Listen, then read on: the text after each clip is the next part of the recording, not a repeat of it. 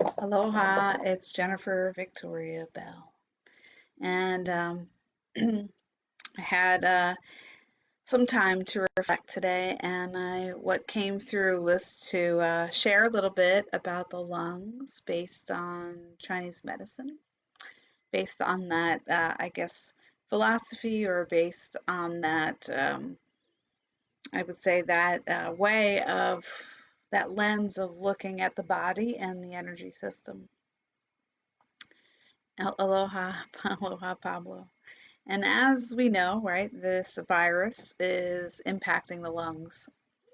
So what I want to talk a little bit about is about the lungs themselves, and to understand that the lungs are the first organ that interacts with the outer world. So your lungs are again, it's like they're the primary organ in your body that receives the outer environment, and we receive it through our breath, right? So as we breathe, we're breathing in the outer environment. But what's interesting is that we can tune into the outer environment in a way. We can actually shift the outer environment, which usually my philosophy is shift the inner environment, and the outer environment will shift. But we can ask, right, that the air that we breathe in uh, shift and change. We can ask that the oxygen that we breathe in be reorganized to all the oxygen we breathe in all day to be reorganized to support and nurture our own individual systems. And you can ask for that. And if you do that, my suggestion is to breathe naturally for a few minutes, and then ask for the oxygen around you to be reorganized in a way that supports and nourishes your specific system, and then breathe again and see how that feels. This is just one practice. Actually, there's another practice that I'm going to share. But if you do that, right, so then what you're saying is there's a lot of empty space around us. Really, there we breathe in a lot of different air. We breathe in air, oxygen, right? And the lungs again are our first. Um, they're the organs that first receive the outer world through the oxygen we breathe in. So then we can tune in after we do this reorganizing the oxygen around us to breathe in what nurtures and supports us individually, uniquely, and we can tune in and feel how that feels.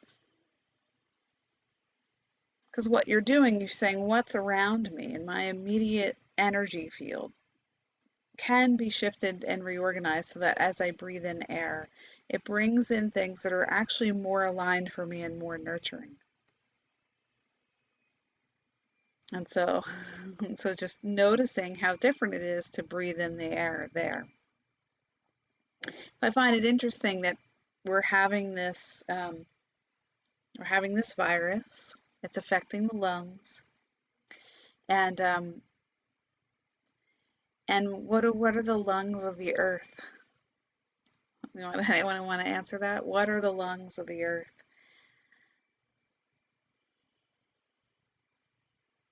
Anyone have any idea? So, like, if we think about our breathing, right? We breathe in oxygen, or release carbon dioxide, and that is right. What happens? The carbon dioxide. What what other being on this planet does the carbon dioxide support? And then what other being helps to produce oxygen for us to breathe in? So it would be trees, right? Even though trees would be more associated with wood, the wood element, not then, which is the liver and the gallbladder, not the lungs, which is the metal element in Chinese medicine, except that the lungs and the liver are very related because the liver is, so the lungs are our first introduction to the world, or the beginning of the chi cycle, right? We begin the chi cycle in the lung meridian, okay? It's actually like and its internal branch at another point, but I'm just going to be, because you're not all acupuncturists, I'm just going to be a little bit more basic. So the chi cycle of the body begins with the lung meridian and ends with the liver meridian. The chi cycle starts at 3 a.m. with the lungs and ends, starts at 3 a.m. with the lungs and ends at 3 a.m. with the liver. So there's this threshold space between the lung and the liver. And that's how we can look at this relationship with trees and our breathing and our lungs. So you can take a moment to be grateful for trees right now, and that would be very helpful. and and if you're doing that, if you're choosing to extend gratitude to trees, then notice the response back that you receive when you extend that gratitude. So that's another practice. So okay, so then we're gonna have even another practice. So the lung meridian begins, okay? The lung meridian begins here. So here's my anterior deltoid, right? And then here is my collarbone.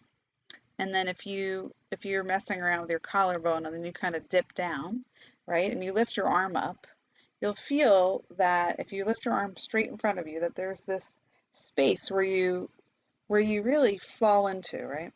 So that space you fall into closer to the collarbone is the second point in the lung meridian, and then closer to the going further down, I would say away from the collarbone, is the first point on the lung meridian. We don't have to be so specific, but you can feel if you want to dig around in those areas and kind of feel those areas, then you can. But you can rub there. That would be a great place. And then breathe. And then my suggestion is you begin to breathe through these points as if they had nostrils. So if you begin to breathe in and out through these points, it's like self acupuncture in a way. And in fact, it's highly recommended if you cannot get in to get acupuncture treatment and you're looking to strengthen your lungs at this time, that you breathe in and out through both points at the same time. So just try that. Let me know how it feels.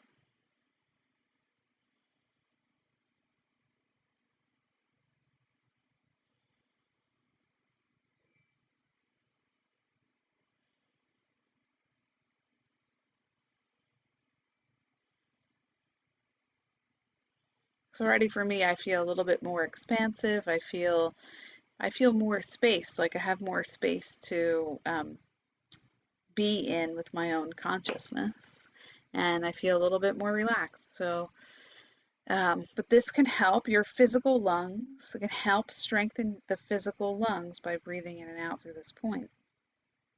Now, you could also add in liver 14, which is the last point on the liver meridian, and I'm not going to pan down, but it's underneath you. It's like, so it's the bottom. No, it would be in line with where your nipples are if they're, like centered perfectly. Like if we were to take a model, right? So we have this line, right, where the nipples should go through, and then you go down below your chest or the breasts and on in between these ribs, you'll find a tender point. That's liver 14. And it might not be that tender, and you can actually breathe through that point.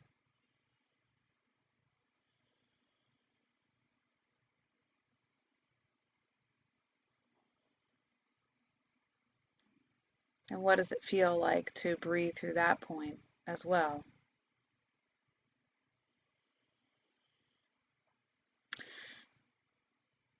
And then you can, again, if you want, you can try to breathe through lung 1 and liver 14, which would be a treatment. Okay, it's a treatment and that we call the 4 gates. So you can try to breathe through there's all the lung 1 and liver 14 at the same time.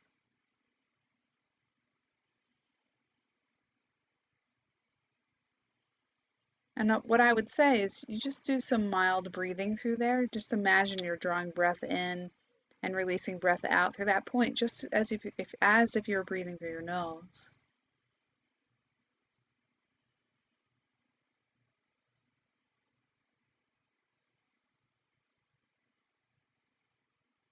And if you want, you can close your eyes. And even as you're doing this practice, you might lose that feeling of breathing through those points, and you may be drawn to other areas of your energy field. You may have visual things happening. You might have different senses opening, and you might be perceiving, different things through your senses as you practice that. But I really wanted to share that because it struck me earlier today, how um, we're in the beginning of it, in a way, of a very grand chi cycle. And it doesn't mean it, this wouldn't be how traditionally what we would say in Chinese medicine, because we're not, we're leaving basically the water element and going into the wood element. That's really the transition we're in, which is spring. But there's something going on collectively, right? There's something going on that is, it's, impacting the lungs, which is, again, like I said, it's our first encounter with the outer world is with the lungs. And in fact, when you're born, right, what's the first thing that happens? You take a big breath. You breathe in, right? You breathe in the connection to your soul and to that blueprint and to the plan for this life. And here we are having a collective experience that's impacting the lungs, that's actually changing um, the way we engage with the outer world completely. And that's not lost on me. That's really not lost on me. And I wanted to bring you into this point of reflection, in a way, where you can start to tune in and see, what is it, how do you really want to engage with the outer world? How do you really want to co-create your life with with the earth, and no matter what is being, whatever guidelines we're being told to follow right now, it doesn't matter, uh, because you have to make your own decisions. You have to use your own discernment. You have to decide. I'm not saying that you should ignore the rules. This is not about breaking the rules per se. This is about uh, establishing the law of your own land, right? Your own body and your relationship, right, with the outer world, because it's being reset. And so one of the things you can, if you just do this breathing practice and tune in, you'll begin to see more clearly how you want to engage with the outer world. Um, and, you know, and maybe you'll start to see old ways that you engage with the outer world um, disintegrating or dissolving. Because I'm also noticing this pattern that there's people experiencing frustration on many levels. And one of the things that's not very evident to everybody, or not very obvious, is that um, we're still trying to do this kind of co-creating our everyday life with this way of being that actually is disintegrating right now. So we're trying to hold on to these old ways. And that's why I'm saying this is like we're in the beginning of it's like a new chi cycle. And so chi cycles through your body supposedly every 28 minutes. I think there's some variation for uniqueness of individual systems. And I'm talking about the human system. And so it starts at the lung meridian and ends at the liver meridian and then goes again. So, and then we have the bigger clock of the day, like I said, so that helps you to understand that there's this bigger clock of the day. So, if you're having trouble sleeping from 3 to 5 a.m. or 1 to 3 a.m., you might be it might be because of this cycle reset. And so breathing, taking a few minutes every day and breathing through those points, lung 1 and liver 14, um, acknowledging trees as, like we have to think about what are the lungs of the earth, like where are the lungs of the earth, and just thank the, if you don't thank the lungs of the earth, and just notice the response, like notice the response you notice from the lungs of the earth as a reaction to that. Like, oh, is there a response right now that you feel in your body or in your energy or in your consciousness? And again, just thinking about how interesting it is that the lungs are it's not just the first engagement with the outer world, it's the first engagement with the body, right? Because we're breathing into our body the first breath of life. And it's also when we leave the body, we ride out of the body on the breath. So it's very clear we're in an ending and beginning or death and rebirth place. And it's important to support your body through those transitions and also to reflect. I think reflection is important, not based again on what's being spoken at you through the news or through other people or even through your past history. Like, the way it was kind of like this is an opportunity. So let's say you've been kind of doing your morning routine the same way you were taught as a child, right, from your parents. Maybe it's time to change that. Maybe it's time to, as you open your eyes, right, to the external environment in the morning, that you start a new way of engaging. Your first conscious breath with eyes open. My practice is to thank my body and my soul and to activate my soul signature frequency throughout my physical and energy bodies. That's my practice. You can use that. You're welcome to use it. Or you can develop your own. And then after that, I do a lot of thanking. So for me, it's about being grateful first thing in the morning. So, being grateful for, Kauai, for nature, for all the resources that I have, for the people in my life besides myself. So, those are just some suggestions, but it's good to find your own practices and just to understand that this kind of reflection and these practices, although they may not seem relevant to what's currently going on, they're actually very important. They're very important. What you do individually for yourself in this way to kind of reflect and open up and expand your consciousness is very important, and can help, can help everything, because you're making that choice. You're committing to that. You are understanding the bigger picture of it. So when you do that, you also understand that the bigger picture of how it supports all of humanity without having to actually go and support humanity by doing something, then it's good. I'm not saying don't go out and support other humans, but what I'm saying is the inner work that you do, the self-reflection, the taking responsibility for your body and your energy and your thoughts and your emotions and your connection to spirit, um, are actually very important at this time. They're always important, and they're important as a sentient being on this planet, which there are many species of sentient beings on this planet and beyond our planet. Okay, so I hope that was helpful. If you have any questions, please feel free to tag me in the comments below, and please feel free to share this if you feel this was a helpful practice or this speaks to you at all. So lots of love and aloha.